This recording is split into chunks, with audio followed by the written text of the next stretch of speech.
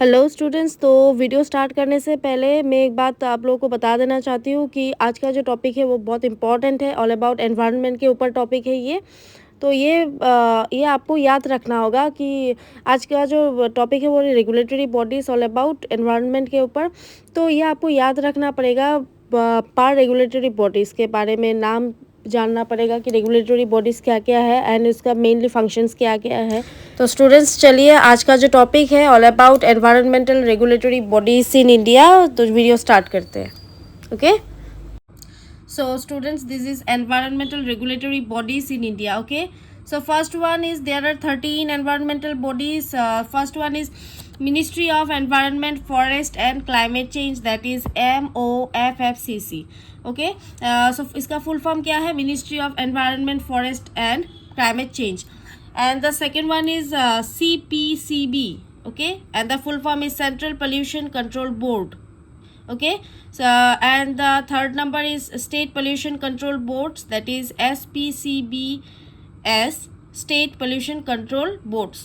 National Biodiversity Authority, that is NBA. Okay, Central Groundwater Authority, that is CGWA. Wildlife Crime Control Bureau, that is WCCB. Animal Welfare Board of India. Forest survey of India, that is FSI. ये बहुत important है topic prelims के लिए, FSI. Next central zoo authority and next national environmental engineering research institute, that is NEERI. Okay, national environmental engineering research institute. Next, Indian Council of Forestry Research and Education, that is ICFRE, Indian Council of Forestry Research and Education. Next, National Green Tribunal, NGT, ये भी important topic है prelims के लिए, National Green Tribunal. Next, Genetic Engineering Advisory Committee. तो students अब हम regulatory bodies के बारे में ब्रीफली डिस्कस करेंगे। तो चलिए स्टार्ट करते हैं। So first one is Ministry of Environment, Forest and Climate Change, that is MOEFCC is the primary government body responsible for formulating, that is primary government body. Okay, so responsible for formulating and implementing policies and programs related to environmental conservation and biodiversity, forest management and climate change. Okay, so the next one is Central Pollution Control Board, that is CPCB. And the CPCB, that is Central Pollution Control Board, is a statutory organization. Okay, it's a statutory organization under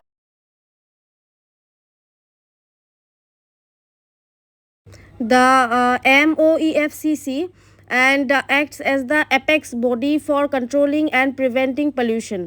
Okay, so it formulates standards for pollution control, conducts research and coordinates environmental monitoring across the country.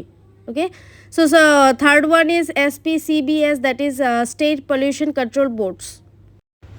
So State Pollution Control Boards, SPCBs, each state in India has its own SPCB. Okay, responsible for implementing environmental laws and regulations within the respective state or union territory. So SPCBs work in coordination. So the next one is National Biodiversity Authority, that is NBA.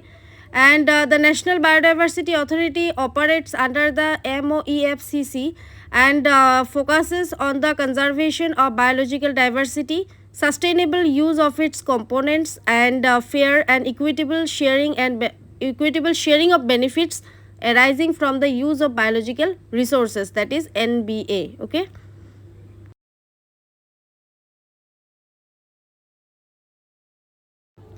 so the next one is CGWA, that is Central Groundwater Authority, and that is under the Ministry of Jal Shakti. Okay, is responsible for regulating and managing groundwater resources in the country.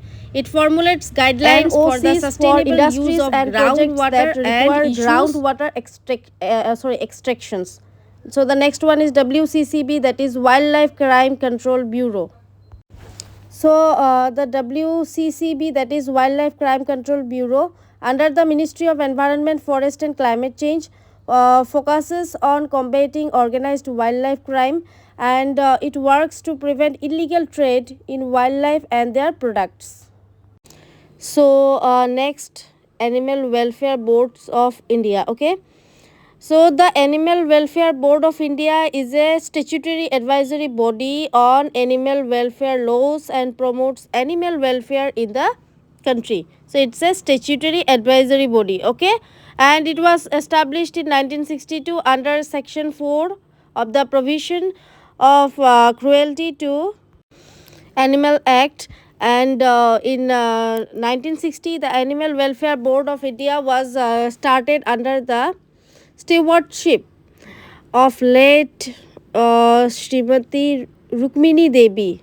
Okay, Srimati Rukmini Devi Arundale, a well-known humanitarian she is, and it aims to prevent the infliction of unnecessary pain or suffering on animals in terms of the provision of the Prevention of Cruelty to Animals, that is PCA, Prevention of Cruelty to Animals Act in 1960.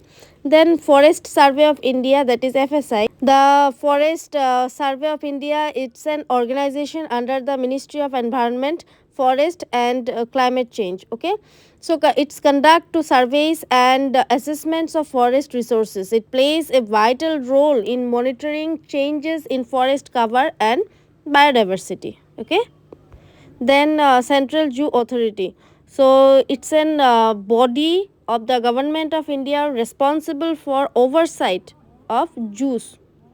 Okay, so it is an affiliate member of the World Association of Zoos and Aquariums.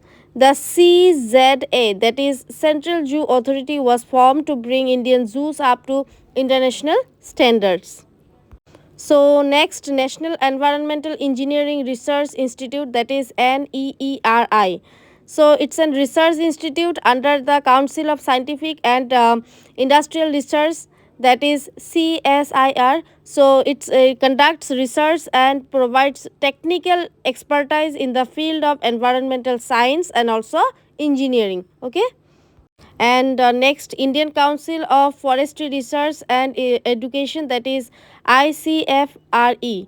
So it is responsible for coordinating forestry research and education in India. It plays a significant role in promoting sustainable forest management practices. So it's a place इसका main significant क्या है, significant role in promoting sustainable forest management को specially ये follow up करता है management practices. Okay, next, national green tribunal, that is NGT, and it's an judicial body established to handle environmental protection and conservation cases. So it has the authority to hear cases and deliver judgments on matters concerning environmental laws. Okay, so it's an NGT, that is National Green Tribunal. So the last one is Genetic Engineering Advisory Committee, and it works under the Department of Biotechnology, Ministry of Environment, Forest and Climate Change, and it originated from the rules for manufacturing, importing, exporting and storing hazardous microorganisms or genetically engineered organisms or cells.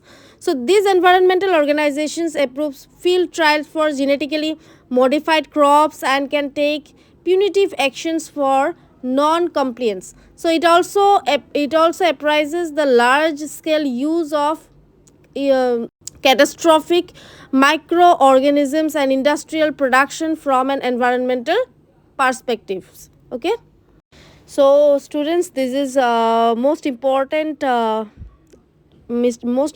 regulatory bodies. Okay, all about environment in India, how to protect environment in India. So these are some that means these are most important regulatory bodies. Okay, तो ये आपको याद रखना है, prelims के लिए, mains के लिए, सभी के लिए important है ये topic. So with this, thank you so much students.